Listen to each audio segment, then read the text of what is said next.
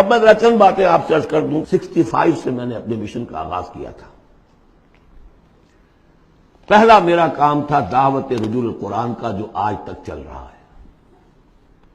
ایسا نہیں ہوا ہے کہ میں نے کوئی قدم اگلا ہٹایا ہو تو اس کام کو چھوڑ دیا ہو. اس ضمن میں چاہوں گا کہ جو حضرات بھی جاننا چاہیں کہ اس میں کیا کچھ ہوا ہے، کس طور سے ہوا ہے، اس کا صغرا کبرا کیا ہے، اس کا پس منظر کیا ہے، اس کا ریشنلے کیا ہے، وہ میری ایک کتاب ہے دعوت رجوع القرآن کا منظر اور پس منظر. یہ کتاب مطالعہ کریں جن صاحب کو بھی میرے کام کے اس پہلی شق سے کوئی دلچسپی ہے. اس کے ضمن میں آپ نے سن لیا ہے یہاں پر بھی خواتین کے پروگرام بھی ہو رہے ہیں، 1 ایئر کورس بھی شروع ہو رہا ہے. لاہور میں تو مسلسل ہو رہا ہے. امریکہ سے آ کے لوگ وہاں پر شریک ہو رہے ہیں اور 1 ایئر کورس کر کر کے نوجوان جا رہے ہیں. الحمدللہ کہ وہاں پر ہمارا جو ہے اب انشاءاللہ کوئی اکیڈمی وہاں پر بھی شروع ہو جائے گی. یہ ہو رہا ہے امریکہ کے اندر. دوسرا کام جو میں نے کیا الحمدللہ اللہ کے فضل و کرم سے، ایک مختصر لیکن منظم جماعت تنظیم بیعت کی بنیاد، ایک مردہ سنت کو زندہ کیا آپ نے. میرا دعویٰ یہ ہے کہ بنیاد کسی جماعت کی قرآن، حدیث، سنت، سیرت اور 1400 برس کی تاریخ دنیا جو ہماری مسلمانوں کی ہے، 1300 برس تک کم سے کم کوئی اور بنیاد اجتماعیت کی ہے ہی نہیں سوائے بیعت کے. حضور نے کی بیعت، آؤ بیعت کرو میرے ہاتھ پر، آؤ مرنے کی بیعت کرو. یا پھر وہ بیعت جو عقبہ ثانیہ میں لی گئی تھی، بایعنا رسول اللہ صلی اللہ علیہ وسلم علی السمع والطاعۃ فی العسر والیسر والمنشط والمکرہ. بڑی طویل حدیث ہے، وہ میں بعد میں آپ کو بتاؤں گا بھی. ہم نے اسی کو اخذ کیا ہے، اختیار کیا ہے تنظیم اسلامی میں شمولیت کے لیے جو بیعت ہے وہی سے لی ہے. بہرحال ہم نے اس پر ایک جماعت مرتب کر دی ہے، ڈھانچہ بنا دیا ہے، نظام العمل بنا دیا اس کا. یہ نہیں ہے کہ بیعت کا مطلب یہ کہ اب آپ کو کچھ کہنے کا حق ہی نہیں. لا حول ولا قوت. حضور سے لوگ اختلاف کر لیتے تھے. حضور نے فرمایا تھا غزوہ بدر میں کہ کم یہاں لگا دو، لگا دیا گیا. پھر کچھ لوگوں نے کہا کہ حضور اگر تو یہ وحی سے ہے تو ٹھیک ہے، سر آنکھوں پر، اگر آپ کی ذاتی رائے تو اجازت ہو تو ہم کچھ عرض کریں.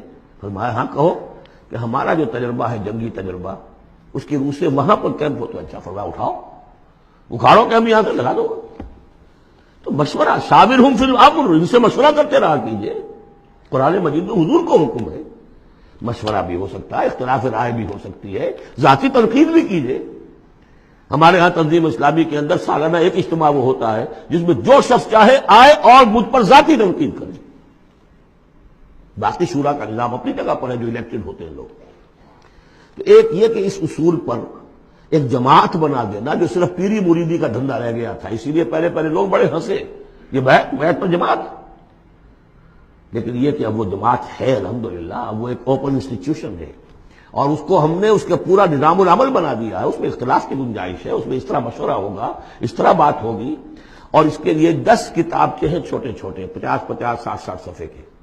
تنظیم کی بنیادی دعوت کو سمجھنے کے لیے وہ 10 کتابچے اس وقت یہاں نہیں ہوں گے، لیکن جس کا بھی ارادہ ہو جائے کہ سمجھنی ہے بات. اب جہاں اور جماعتوں کو دیکھنا اس کو بھی دیکھنا ہے، یہ بھی ایک جماعت ہے. میں یہ نہیں کہتا یہی ایک جماعت ہے، جو بھی قافلے ہیں دیکھیے، سب کو دیکھیے. لیکن اگر تنظیم کو سمجھنا ہے تو 10 کتابچے چھوٹے چھوٹے. عزم تنظیم، تنظیم اسلامی کا تاریخی پس منظر، تعارف تنظیم، نظام العمل، میرا ذاتی حساب کتاب کہ میں نے دنیا میں کتنی جائیداد بنائی ہے، کب شروع کیا تھا تو اس کے بعد سے میری روٹی کہاں سے چلی ہے، اب کیا صورتحال ہے، ایک ایک پیسے کا حساب دے دیا. وہ میرا حساب کم و بیش کے نام سے وہ پمفلٹ موجود ہے. یہ ساری چیزیں جو ہے جن لوگوں کو اب سیریسلی بات کو سمجھ میں آ گئی ہو، سمجھ میں آئے کہ یہ میرا فرض ہے، آئی ایم ریسپانسبل. مجھے اللہ کی بندگی کرنی ہے جس کے لیے یہ کام لازم ہے. مجھے محمد صلی اللہ علیہ وسلم کا قرض ادا کرنا جس کے لیے لازم ہے. مجھے اس ملک کا حق ادا کرنا جس کے لیے یہ لازم ہے. یہ اگر آپ کو اپنے فرض کا احساس ہو جائے گا تو آپ تلاش کریں گے، جو تلاش کرے گا وہ پائے گا، جو اندہ یا بندہ. باقی میرا ایک ماضی بھی ہے. وہ ماضی یہ کہ میں جماعت اسلامی میں رہا ہوں 10 برس تحریک کے ساتھ. جماعت میں 3 برس اور 7 برس جمعیت طلبہ میں. جمعیت طلبہ میں ناظم اعلیٰ بھی رہا ہوں آل پاکستان، جبکہ یہ مشرقی اور مغربی پاکستان دونوں ایک ہی ملک تھے. اور جماعت اسلامی میں میں ایک ضلعی تنظیم کا امیر رہا ہوں، ضلع منگمری کا۔ بہرحال یہ نوٹ کر لیجئے کہ وہ میرا ماضی ہے، اس سے مجھے اختلاف ہوا تو کیوں ہوا تھا، اس پر میری پوری کتاب موجود ہے۔ کوئی بدنیتی کا الزام میں نے مولانا مودودی پر نہیں لگایا، لیکن یہ کہ اختلاف ہوا تھا کہ الیکشن کے ذریعے سے بات سامنے آ چکی ہے، ہماری یہ ساری ایکسرسائز فٹیلٹی ہے، ہمیں انقلابی طریقہ کار اختیار کرنا چاہیے۔ وہ کتاب تحریک جماعت اسلامی ایک تحقیقی مطالعہ جو میں نے 25 برس کی عمر میں لکھی تھی، اور جماعت کا رکن تھا اس وقت تک، میں نکل کر نہیں لکھی ہے میں نے، وہ تو جس کو نوٹ آف ڈسینٹ ہوتا ہے، پارٹی ورکر ہے، ممبر ہے، اور وہ ڈس اولیژن ہو گیا کسی وجہ سے، اختلاف ہو گیا ہے تو اپنی رائے ظاہر کرتا ہے نا، وہ میں نے پیش کی تھی۔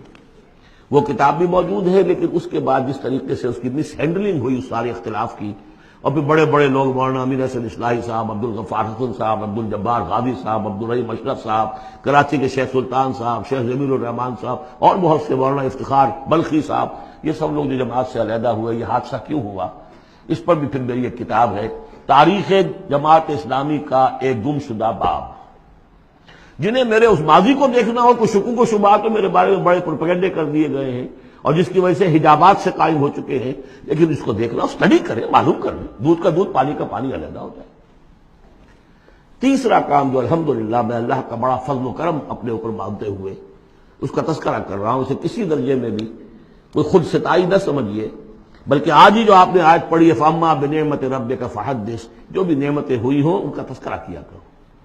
الحمدللہ کہ منہج انقلاب نبوی کے اوپر ہر اعتبار سے اس کو بالکل واضح کر کے، اور اس سے ہم نے ایک پروسیس اخذ کیا ہے۔ میں آپ سب سے کہوں گا اس کا مطالعہ کیجئے، سمجھ میں نہ آئے پھینک دیجئے اٹھا کر، کسی جگہ پر اختلاف ہو تو مجھ سے کیجئے بات۔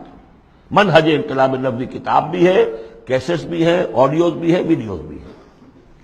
چوتھے درجے میں ہم نے تحریک خلافت شروع کی تھی، سن 91 میں میں نے یہی کراچی سے شروع کی، پھر اس کے بعد یہی کراچی میں خالد دینا ہال میں نے 4 دن لیکچر دیے خلافت کے موضوع پر، اور اس کے بعد اگرچہ پروگرام یہ تھا کہ اسے ایک عوامی موومنٹ چلایا جائے، لیکن ابھی فی الحال ہم نے محسوس کیا کہ لوگ کچھ ہلنے کے لیے تیار نہیں ہے۔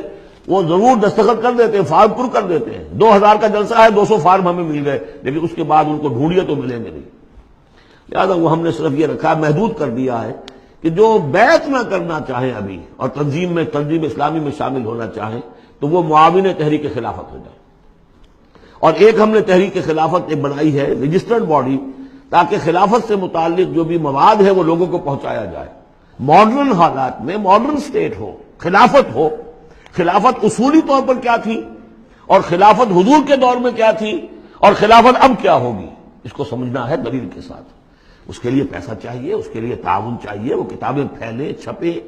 اس حوالے سے یہ 4 شق ہیں میرے کام کے جو میں نے آپ کے سامنے رکھ دی ہے۔ تھوڑی سی بات